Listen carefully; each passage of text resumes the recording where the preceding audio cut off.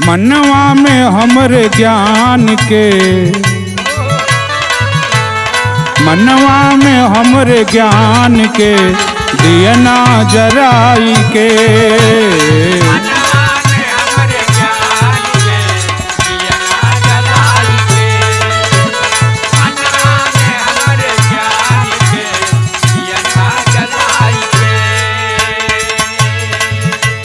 राहुल जी गईले दुनिया के, कौन राहुल? हमरे आजमगढ़ में जन्मे महापंडित राहुल सांकृत्यायन।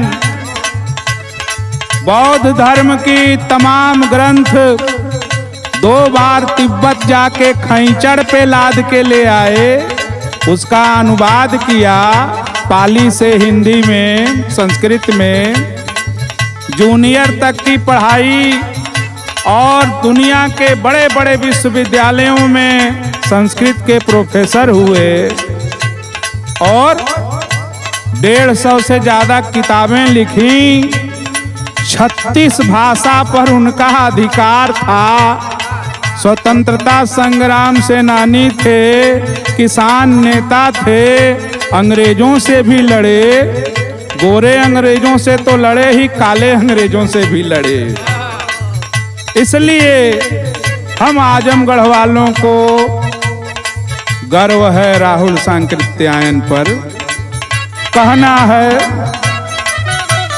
राहुल जी गईले दुनिया के रहिया देखाई के,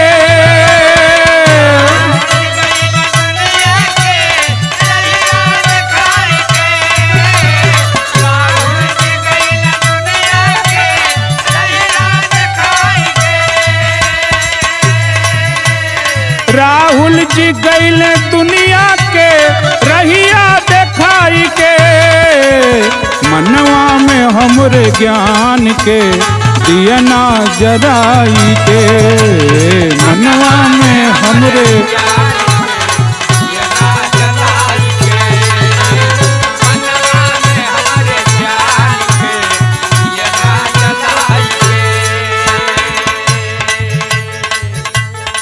राहुल जी बतौले बाणन कि काहे दुनिया में केहू गरीब है। केहू केहू कहेला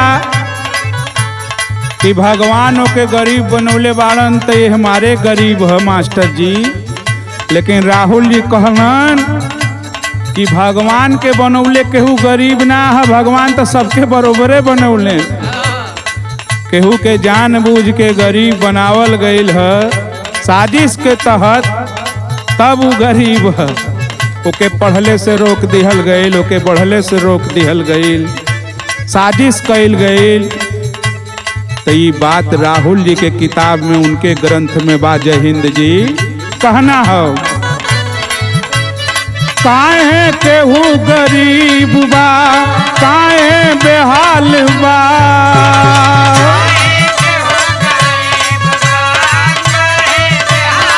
वाह वाह।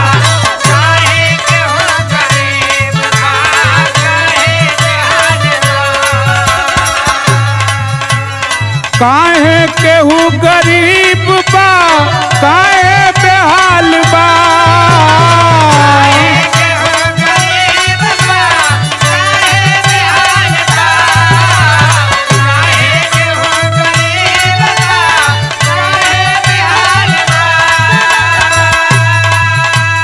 काहे केहू गरीब बा, काहे बेहाल बा। जोकियन के राज कैसन बा, जोकियन के राज कैसन बा, हमके बताई के। जोकियन के राज कैसन बा,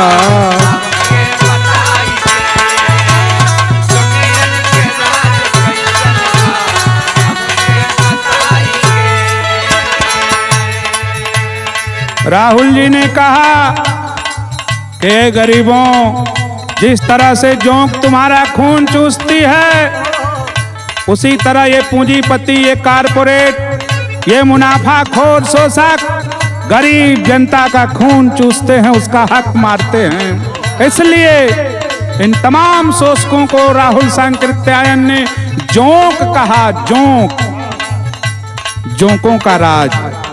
पढ़िए राहुल जी को, और आगे क्या कहा। यही जाति धर्मवाद के तोड़ के पाखंड,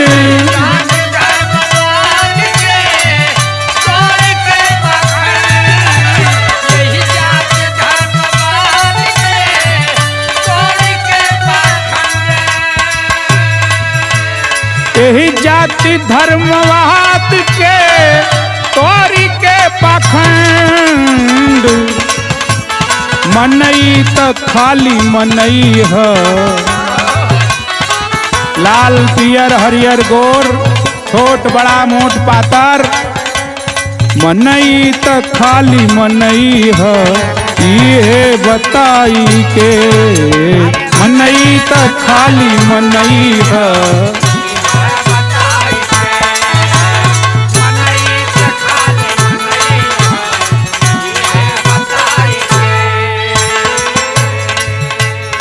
राहुल सांकृत्यायन बिहार में, पूरे देश में किसान आंदोलन के अग्रणी नेता थे। अंग्रेजों के राज में जमींदारों से लड़े, लाठी खाए, जेल गए।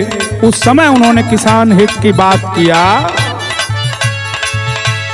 वो हक के लड़ाई बदे गईलन जेल में,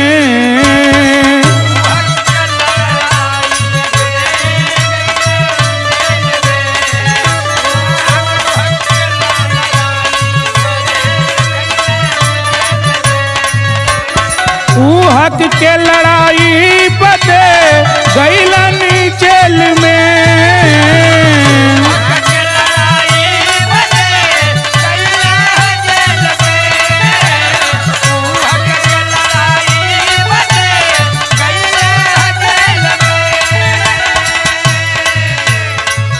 हक के लड़ाई बदे गईलन जेल में।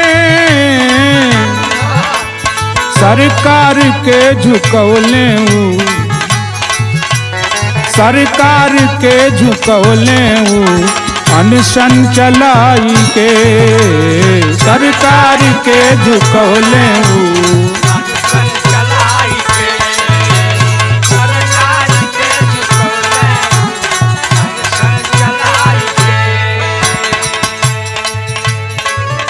बड़ी बात बाजे 150 ग्रंथ लिखले होखे, जोंकों का नाश हो।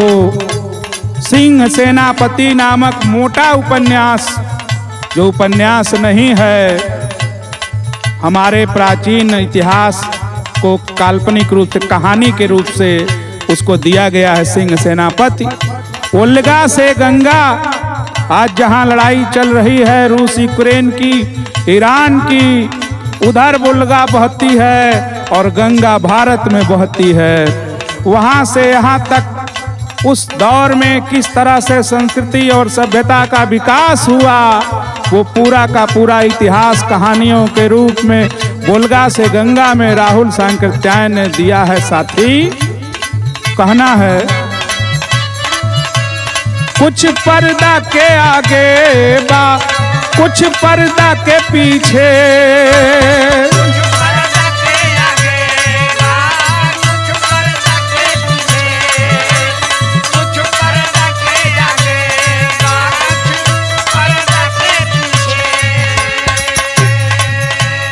कुछ पर्दा के आगे बा, कुछ पर्दा के पीछे।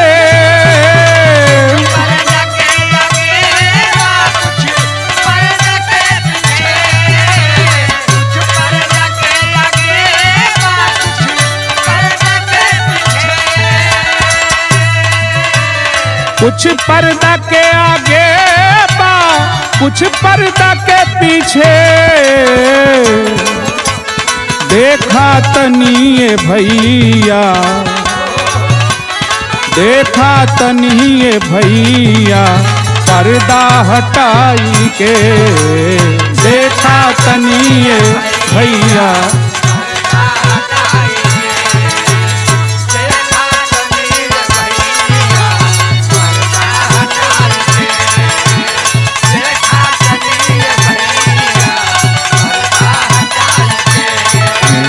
राहुल जी गईल दुनिया के रहिया बताई के,